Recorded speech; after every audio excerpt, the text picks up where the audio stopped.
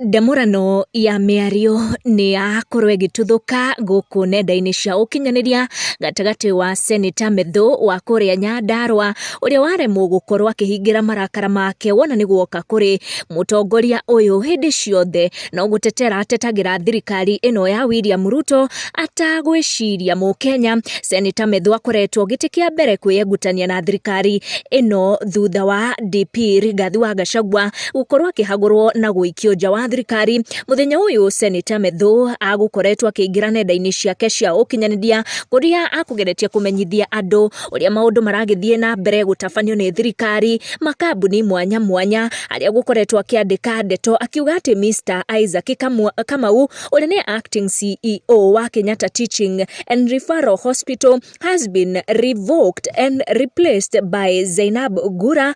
The board that had appointed Kamau has been disbanded.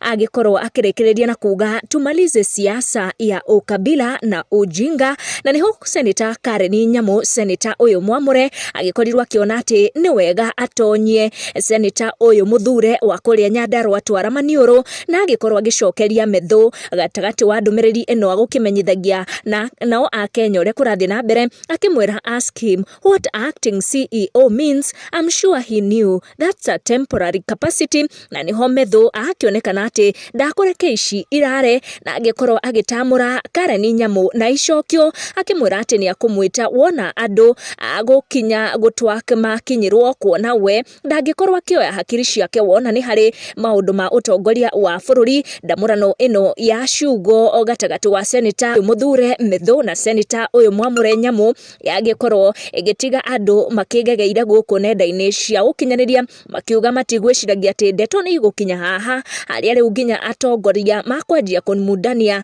maũndũ live nĩ ũndũ ũrĩa maũndũ marakĩha thirikari-inĩ ĩno ya William Ruto.